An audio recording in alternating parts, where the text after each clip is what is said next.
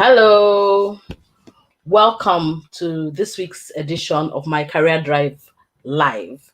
And today we're going to be talking about working with recruiters and headhunters in your job search. But as always, before I go into the meat of the matter, let me quickly run the intro.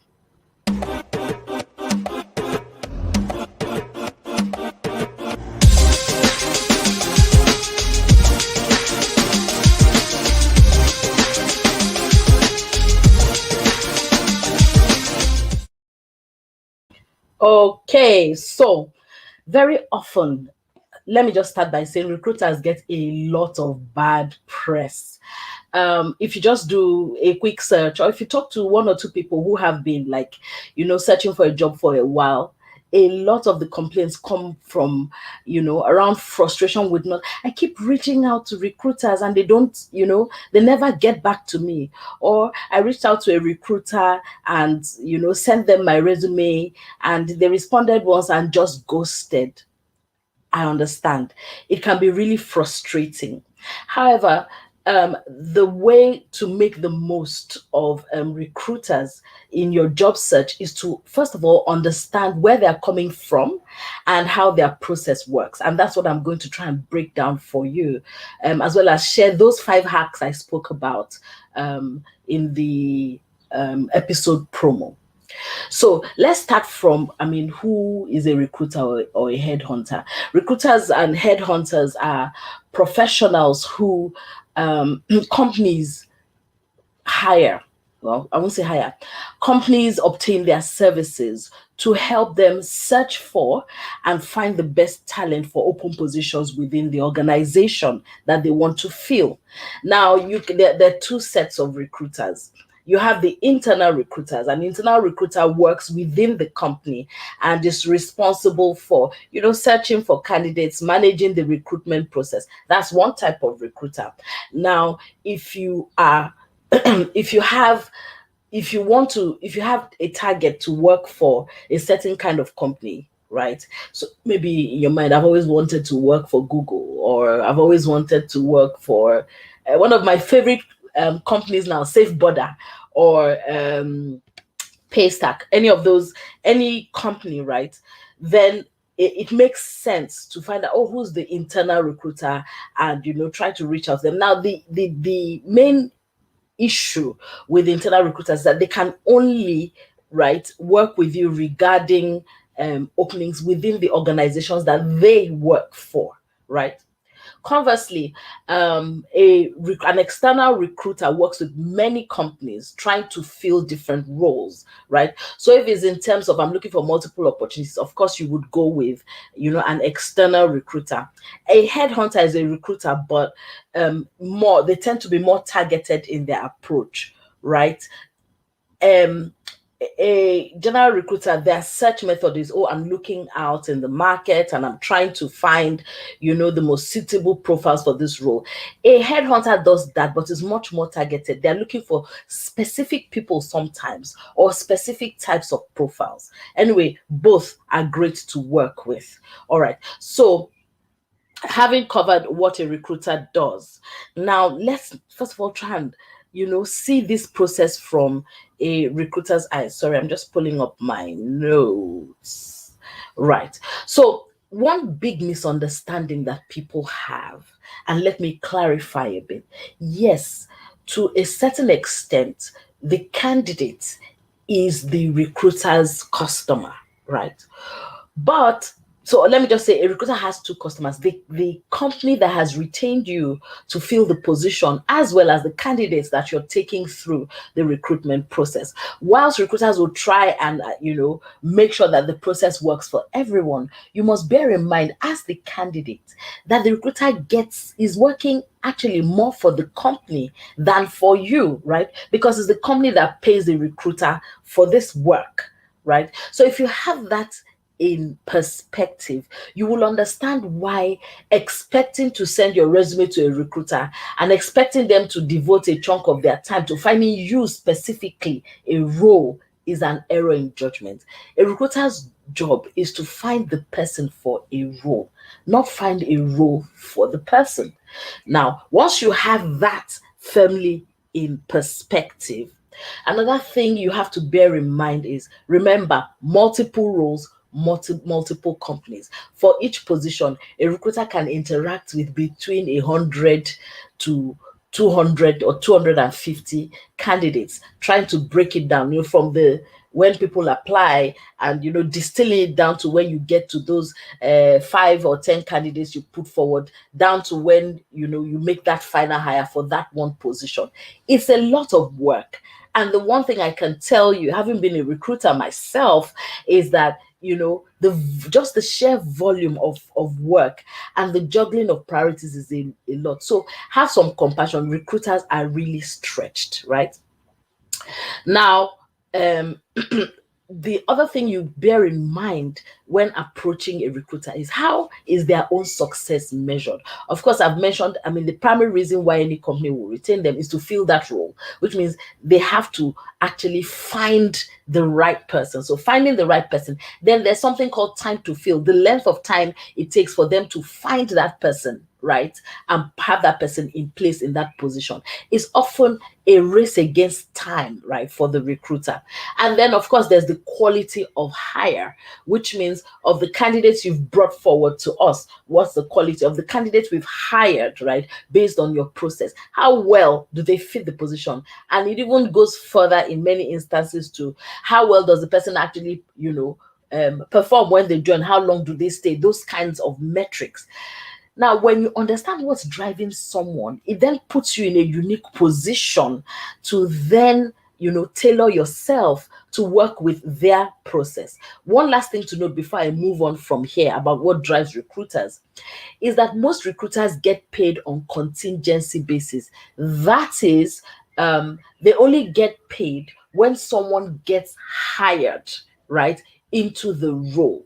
There are some recruiters who are on a retainer, but increasingly those are few and far between, right? Unless, of course, it's an executive, like a high level executive search, right? But for most recruiters in the middle, you fill the role, you get paid. That, of course, means that you have to be ruthless, right, in your search process. You want to find the best candidates as quickly as possible, fill the role, and get paid. So, what does that mean for you as a candidate? Okay.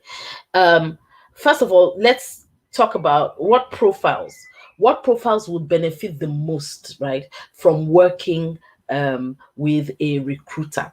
Remember, I said recruiters, get filled for just for the positions that they fill.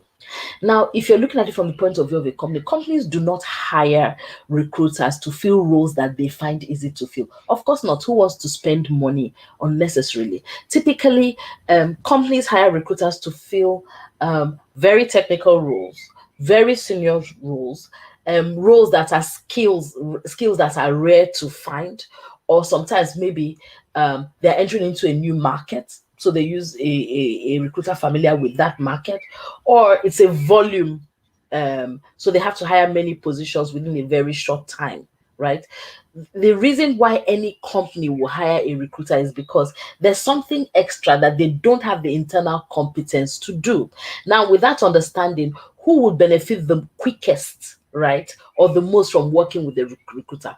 Well, first of all, if you have rare skills, if you work in a field where there's a shortage of talent, like maybe you're a cyber security specialist, or every market has the skill sets that are rare to find, or maybe it's in data analytics, or maybe it's even accounting, but maybe forensic accounting. If you have rare talent, actuaries are very hard to find. If you have rare talent, rare skills, or if in the market where you're competing there's a shortage of your type of talent, you would find quick value working with a recruiter, because that's who they take those positions to, right? But generally, if I want to speak even for the Nigerian market, among us recruiters, there's always the thing of good people are hard to find.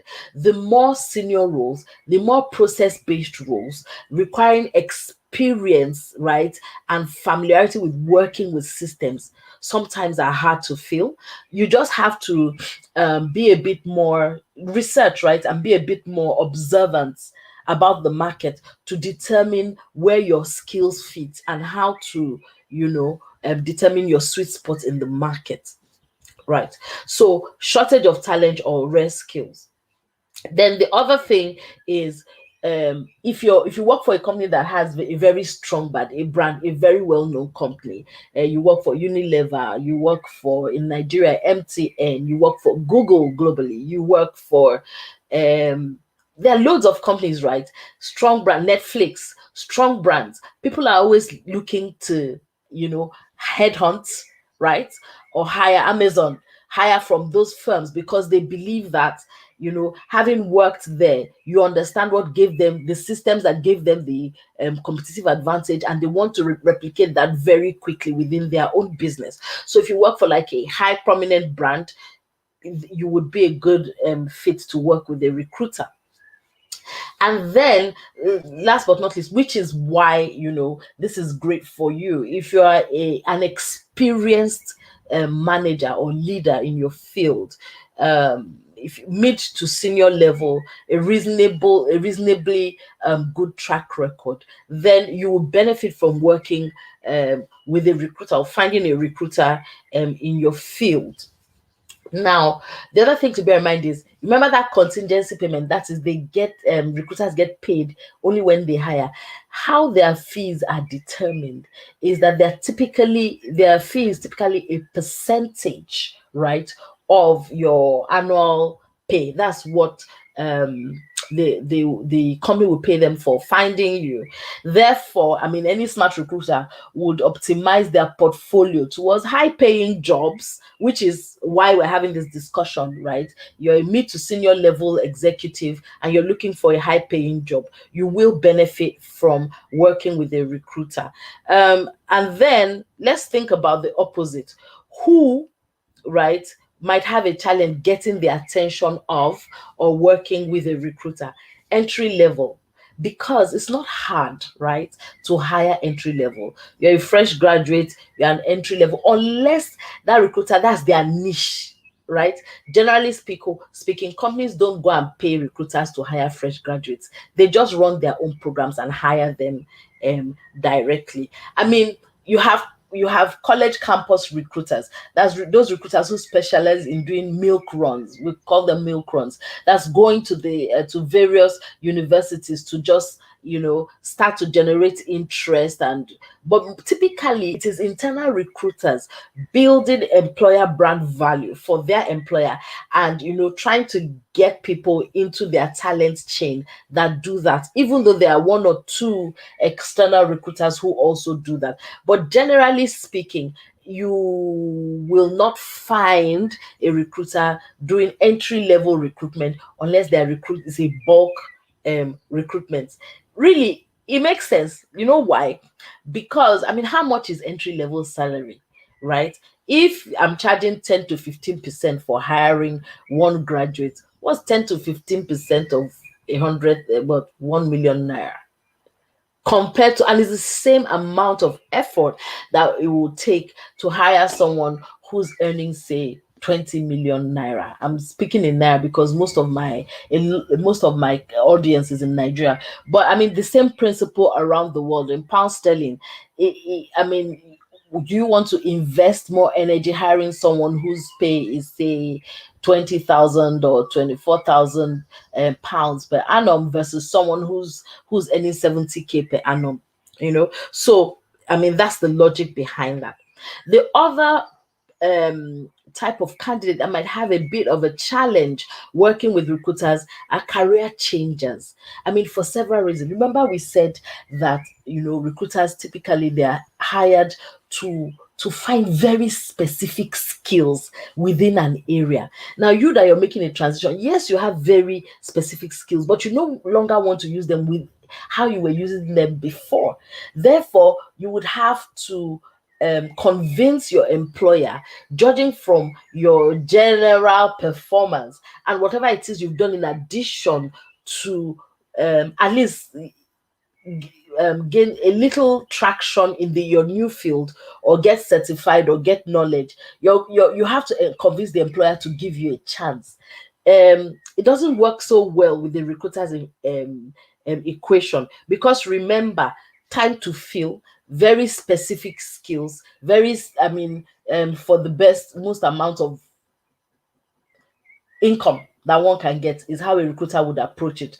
So that thing, extra selling, extra effort of, say, convincing an employer to hire a customer service profile for, say, a public relations role, it just is a waste of time for most people. Now, again, it may be that the recruiter specializes. I haven't seen any, but they may exist. If that's their area of specialization, then yes. But generally speaking, career transition is best you go it on your own. Work with a coach, right? It's typically a direct sell approach. All right. The other group of people who might have a challenge working with a recruiter is if you are like every other person, generic skills. You're an accountant, you do basic accounting, bookkeeping. Unless it's a firm specializing in placing bookkeepers, there's not much incentive. And there are a few firms that exist like that. A lot of them are outsourcing arrangement.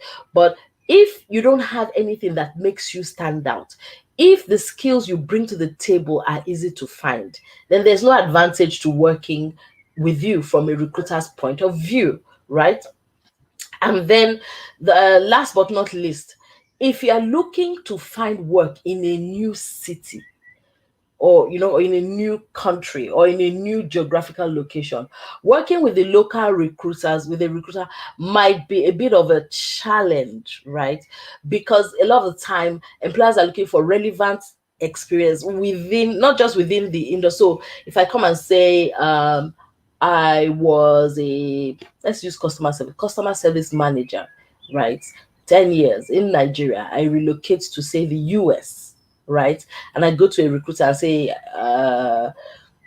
excuse me, find me a role. Their typical response will be, oh, we're looking for US type experience, right? Unless your skills are rare enough, and a lot of the techies, know this, unless your skills are rare enough where even the employer is ready to work with you remotely. If you have rare skills, then you can work with the recruiter. But if your skills are relatively easy to find, finding work in a new city, a recruiter not so much, right? If you don't have a compelling reason why a local company will hire you over you who are just coming over a local candidate, you may not be able to work successfully with a recruiter in that field, right? Sometimes it's rare skills, sometimes it's they have a shortage of that talent in that location, right? Otherwise, if you're in a new location, you may have to work with a coach or go it on your own. All right, so I think I've covered the basics. Now let's go very quickly to the hacks, right? So hack number 1, consider recruiters who specialize in your field, right? Consider recruiters who specialize in your field. This is because the way it works, you get a lot of, so if I'm focused on finding only accountants, as the example I gave you, it means that I'm in need. I mean, those are the opportunities that we get.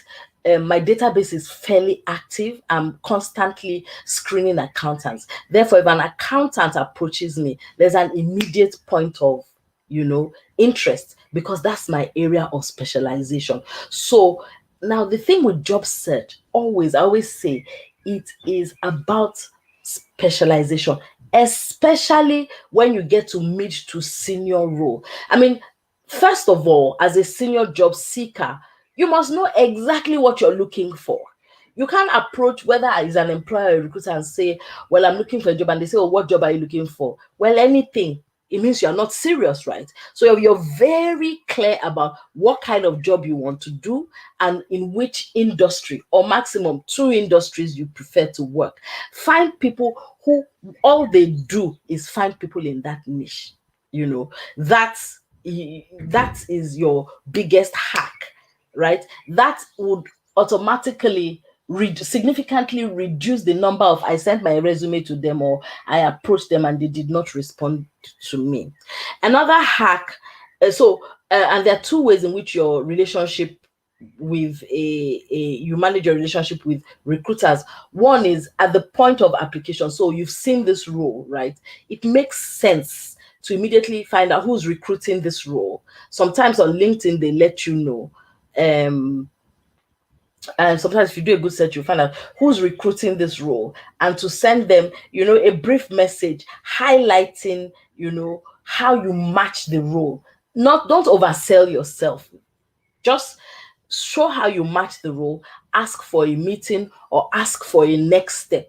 They've advertised the role. That's the most likely point at which that recruiter will respond to you, because they have a deliverable. They're in a hurry to fill the role, and you've just said to them with a profile that exactly matches the role, talk to me, they'll talk to you. That's one way. There's also playing the long-term game of, let me know a couple of people who really hire people in this field, right? Let them put me on the database. Let me check out what opportunities they have. Let me start a relationship.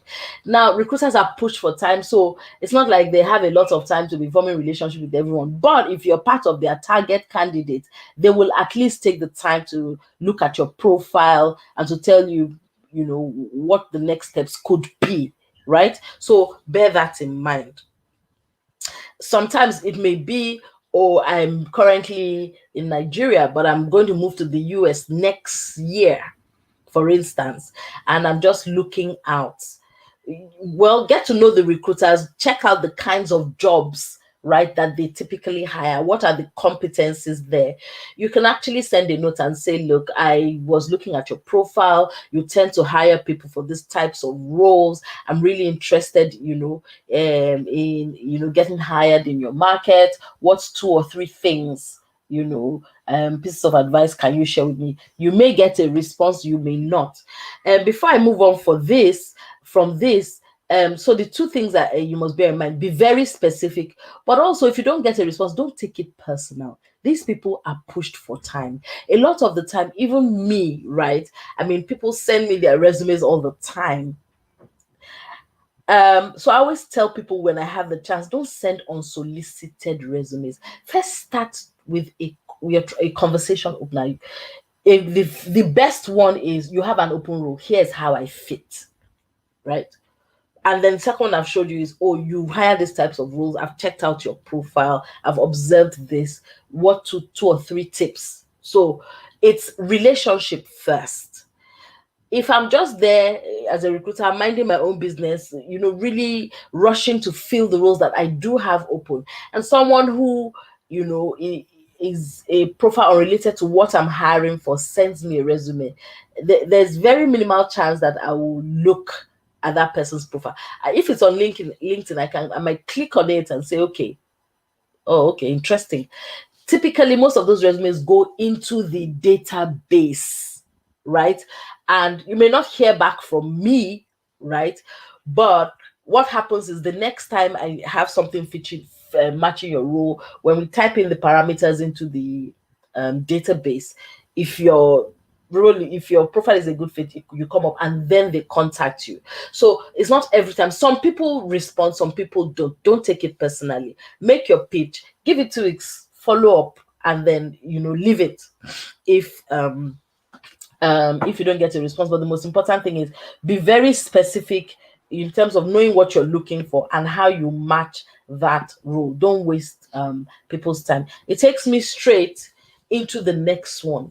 Since we all know that people are pushed for time, and they really don't have recruiters are pushed for time. They don't have the excess time to be looking at random resumes. One way that you can help is when you reach out and say, I see you hire for these types of roles, and I'm just wondering, is there a database? So be proactive. Instead of giving them work, saying, oh, look at my resume, which is work, right? Or go and look at my profile. Say, do you have somewhere where take on profiles? If you give me the link, I'm happy to go there, and check it out. Otherwise, I mean, here's the link to my LinkedIn profile, or if you have a personal portfolio, to my personal portfolio. Try and make it as easy, as possible for them to engage with your material, with your content. Another question you can ask is, oh, what's their preference for communication, via LinkedIn or via email? Would they prefer for you to email them your profile? Ask them what they prefer. Ask them how they would prefer for you to communicate with. At least, right? You're making the user experience, for want of a better word, the experience of interacting with you, as intelligent and as stress-free as you can make it. So proactively say, where's your database? Let me put myself on it, and also have sources online that they can just quickly glance at. Okay, so hack number 3, very important: make yourself easy to find. And it's in 2 ways. It's both in the, if I do a search online, will I find you? Where will I find you? How will I find you? But it's also when I come in contact with your resume, does it immediately tell me what I need to know? Is it optimized to a specific role? Which is why I say I always prefer that, my coaches and people that I work with, contact a recruiter, targeting a specific job, because it makes the process so much easier, right? So is your resume targeted at the specific job? Is your resume properly optimized? The most important information, is it where the recruiter can easily see it, right? Recruiters, whether internal or external, typically spend 7 seconds. It takes 7 seconds to grab them or lose them, right? It then means that everything from the headline of your resume down to how you formatted the document, it has to be easy to read.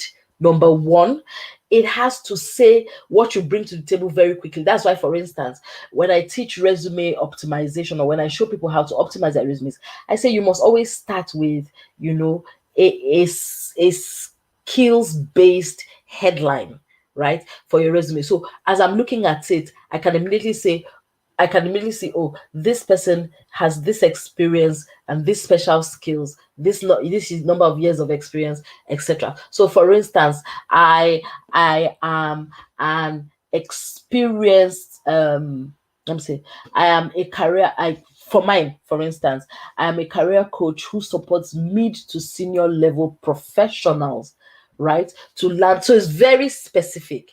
If they're looking for a coach, right, for say undergraduates, then immediately you can say I'm not a good fit, because my specialization is in mid to senior level. Let's see, let me use one for a proper job. I am a expert products.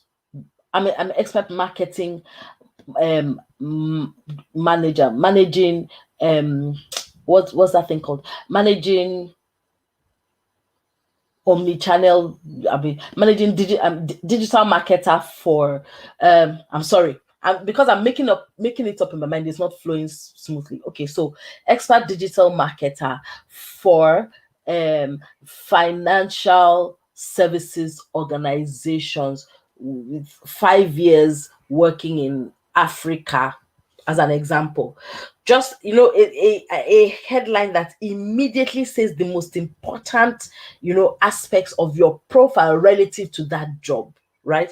So if I'm looking for a digital manager, for a financial services company that knows the African market, as an example, that headline tells me to, okay, keep reading.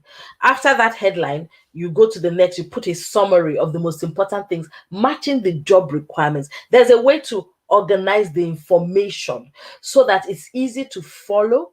One of the biggest ones is you have dense blocks of text, so it's hard for the recruiter to read. Anyway, long and short of what I'm telling you is, optimize your resume. Make sure it's matched to the job opportunity. It's easy to read. It's attention grabbing. Same thing as LinkedIn, right? A lot of the time, when a recruiter gets an opening, they look in their database. Next place to search is LinkedIn. If your LinkedIn profile is just drab and not properly optimized, you're losing opportunities. Yeah, and then the third thing is, okay, so I've seen your LinkedIn, I've reached out to you, I've even scheduled a chat as a recruiter, and I call you and I say, okay, so tell me about yourself. You need to be able to very quickly say the most important things about you that match that role. Be ready. Another thing is your cover letter has to be optimized. Remember that throughout the hiring process, what the recruiter, what the employer is looking for, right? What they're adjusting for is risk.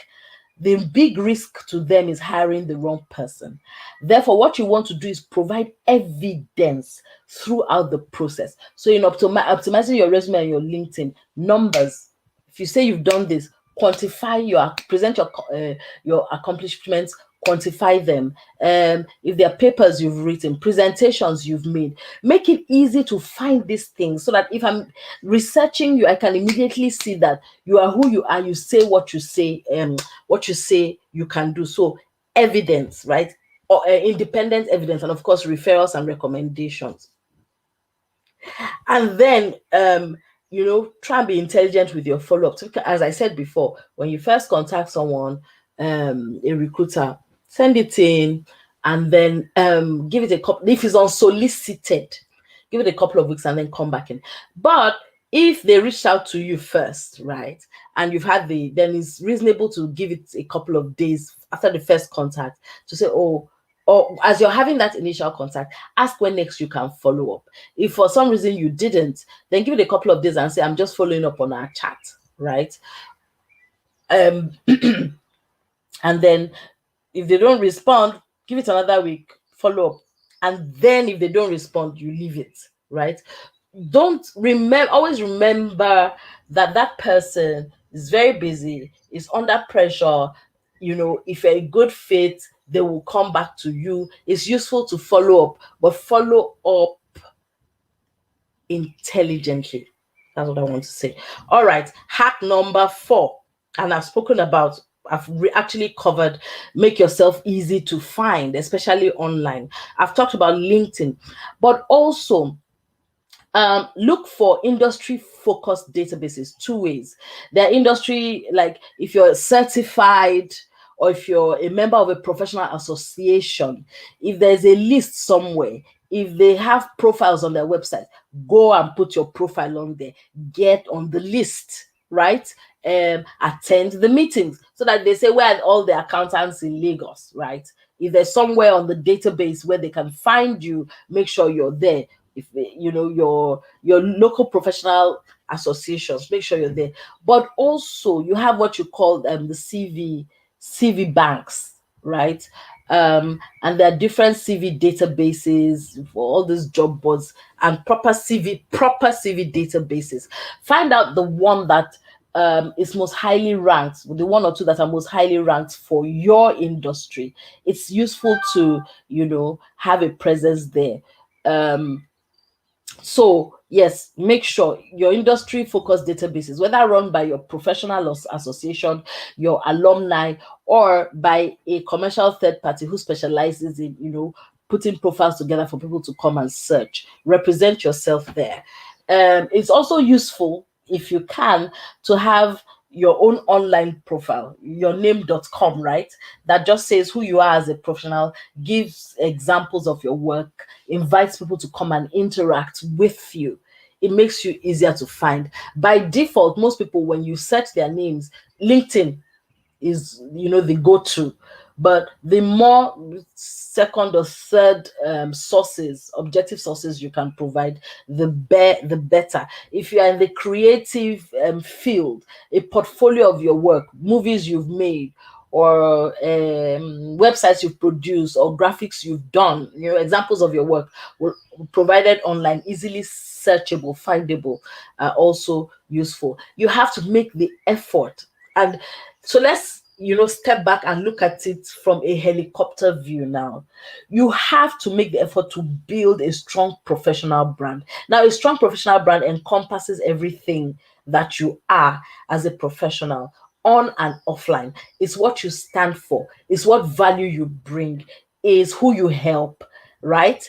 And so you have to take time to actually think through it, put it together, and make sure you're working a strategy both on and offline to clearly communicate this. Why? It is the person who is known, right, that gets mentioned or found for opportunities. So it's not just networking, it's not just your CV, it's looking at it holistically, right? And following and this applies whether you are job searching or not. You do have to make yourself both differentiated, which is where the personal branding comes in, right? And visible, which is where your strategy, your networking strategy comes in. You have to make that investment. And so in the middle of this, I want to just let you know, if you haven't seen it before, that from next June 12th, next Saturday, not this Saturday, the upper Saturday, we're going to be running a special boot camp for mid to senior level professionals, whether you're job searching or looking for an internal promotion, or just want to increase your profile in the market. We're running a holistic professional branding boot camp where we will work with you, right, to craft your brand, create your visibility strategy, and then optimize your resume and your LinkedIn so that you are sure you are putting your best foot forward. Okay, so back to the information now. You need to be doing other things, writing articles, providing expert advice, kind of like I'm doing now, right? Being a resource to your community, to your target audience, right? If you, wherever it is that you work, whatever your specialization is, if you are the go-to person who your peers can come to and say, I'm having a challenge with this thing, and you can give counsel, you're seen as a resource, that makes you, first of all, known, liked, trusted, and it demonstrates your expertise. So step up whenever the opportunity presents itself to help your professional circle and your target audience, right? Even as you go along, you must learn to share your accomplishments, learn to share your achievements. If you don't blow your horn, nobody else will blow it for you. And the more people see these things about you, the more visible you become. There are many other things that you can do. I can't cover it all here, but make yourself easy to find. Other things, you can become a media expert resource.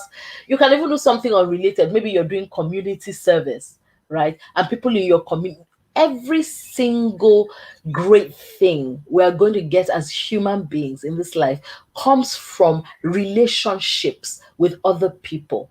Long and short, build your community, step up and be visible. Let me go to the last hack.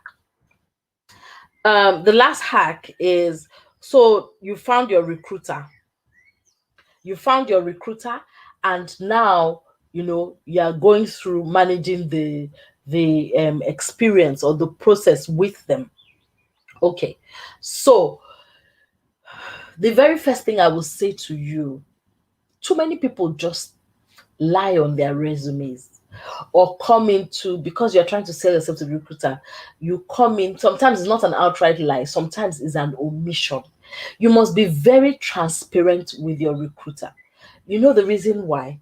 Well, the recruiter is working with you, right, to put you in front of an employer.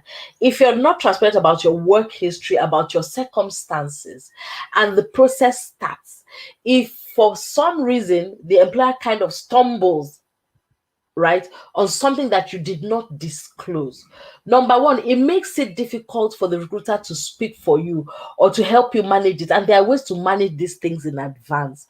But more importantly, you lose credibility and you cost the recruiter credibility, which means they're less comfortable with putting you forward a next time or to other opportunities. Please be transparent. right? There are things like, oh, there's a gap in your experience. Be upfront about it with the recruiter. Talk it through. They can typically guide you as to how best to present it. I got burnt years ago, when I was still, I still recruit from time to time, but I'm more focused on coaching. But at the time when I was more fully focused on recruiting and working for a client, we filled a very important role, because this role was central to the rollout of their new strategy for their most important business unit. Went through the whole process, got this great, fantastic candidate, right? They make him an offer. He starts work. And in about 3 or 4 months, he comes back and says he's relocating to Canada.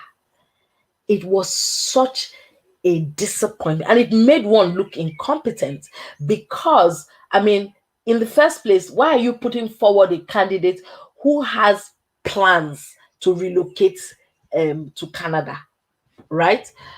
What should have happened in that? Of course, we had to replace the candidate at no cost, but there was at no cost to the no new fee from the company, but there was already a cost. The cost of going through the initial recruitment process, of onboarding this person, of introducing this person to various clients, the cost of him going, being pulled out and hiring another person, it cost all of us, employer, recruiters, a lot of time, and it really damaged his credibility, because guess what? Yes, he's left one market, right? But these are professionals. The world is a village now. Tomorrow, if he were to ask for a referral, or if he dented his own image also, because he was less than honest. Now, is it possible that while he was processing his, because he didn't get that PR, whatever they call it, to Canada within the 3 or 4 months he joined. He has started the process beforehand. Now, first of all, if you say, okay, I need to find a job, it may work out, it may not work out. I need to find a job whilst I'm processing my Canadian PR. If you talk to a recruiter, might it be possible to pitch you as a temporary? You do, certain work, within a temp to hire position.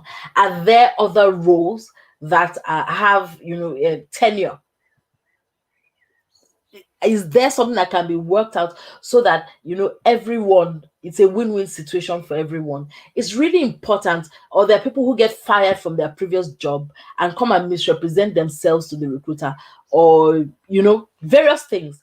It's important to be honest with your recruiter. That's the only way that the recruiter can help you find and properly pitch yourself to the right opportunities. Let me move on. Now, once you've made a commitment, please do not back out. There are people who, okay, go through the process, you schedule an interview for them. First of all, they don't show up. They don't tell anybody when they're not going to show up. And then you reach out and say, what happened? And so, I've thought about it, I'm not doing it again.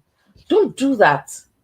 Even if you thought about it and you're not doing it again, a good heads up well before the time you were scheduled, would be great. If the time is too short, still attend the interview, but immediately go back to the recruiter and say, listen, this is what has happened, right? Don't. And there are some people who even deliberately pursue the job opportunity, but they do it so that they can get an offer and then go back to their current employer to use it as a basis of negotiation. You really shouldn't do stuff like that. If you're not really looking for a job, if you're just looking around, right, you're open. After all, recruiters we talk to passive candidates. That's candidates who are not actively looking all the time. Just let us know, right? Okay, so moving on, be responsive. So you've reached out, you've gone through the pre-screen, right? Throughout the process, your recruiter will be calling you. Pick your call. If you see a missed call, respond, right? Don't ghost your recruiter. All right. So back to interviews. Not only must you honor interviews, prep adequately. Represent yourself well. And if you need help, a lot of recruiters, a lot of my experience, right, with coaching people for job search came from preparing people to attend interviews. a lot of recruiters will give you that, support. And if not, get a coach, but prepare. Don't show up unprepared, right? um then the other thing is, sometimes a candidate in the middle of the process, you've spoken to the employer, the next thing, they start to go directly to the employer for your own protection. And because professional etiquette, don't do that. Work with your recruiter right up till the end of the process. Remember, the recruiter is actually interested, it's in their best interest to close the role, right? They want to get you hired, right? So don't step up, because there are things that the recruiter would know, right? Because they're seeing everybody who is stepping up for the role that you wouldn't. So best for yourself and for the company and for everyone to involved, follow the process. All right. And so I think I've covered everything. Don't contact employers directly. Ask for help if you need help preparing, etc. So that is our final hack. But I have one bonus hack, and then I will wrap up. Beyond your immediate job search. So you do your job search and you get hired, and you will, right? Once you do get hired, consider, still maintaining. There are many people who I hired into roles with whom, I have a relationship spanning years. From time to time, we check in. If they're thinking of doing making their next career move, they reach out and we talk. I offer some guidance, right? But more importantly, I reach out to them. Do you know anyone else like you, right? Who, is suitable for this role? So consciously serve as a resource, right? Referring people from your network into opportunities with the recruiter. So you have a long-term relationship, win-win relationship with the recruiter. Well, so those are some quick hacks, right, to making your best with from your relationship with a head hunter or a recruiter. Finally, if you need expert help, right, with your job search, to help you navigate it, to help you accelerate it, please reach out. My website is www.mycareerdrive.com. I'm there on LinkedIn as Ladijia. Reach out, let's chat, and we'll figure out how best to help you. You book in, if my Calendly link is also available on the website as well as on my LinkedIn profile. If you want to book a chat to help me, so that I can understand your needs better, and we can determine how best to help you in terms of job search coaching. The other thing which I mentioned in the middle of this is, we're doing a personal branding bootcamp starting from next weekend, next Saturday. It will run for 4 Saturdays, and will take you through a thorough building your brand, crafting your brand, honing it, as well as optimizing your resume, optimizing your LinkedIn, and creating a strategy and action plan for you to follow, right? To ensure that recruiters call you back, to ensure that you're visible and you're attracting employers. For some people, it could be business, right? To you. The other thing I will ask you to do is, if you're watching this on YouTube, please subscribe to the page.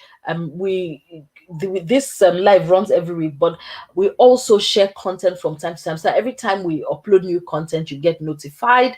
If you're watching on Facebook, ditto, please like the page, so that you know when there's new content coming in. And last but not least, find me on LinkedIn, Ladijia, on LinkedIn, and follow me. Send a connection request. I will connect with you. All right. So until next week, I'm really glad you watched this. And so I'll see you next week. And don't forget, if you have questions about this topic, please feel free to drop it in the comment section, and I'm happy to answer. Thank you for watching.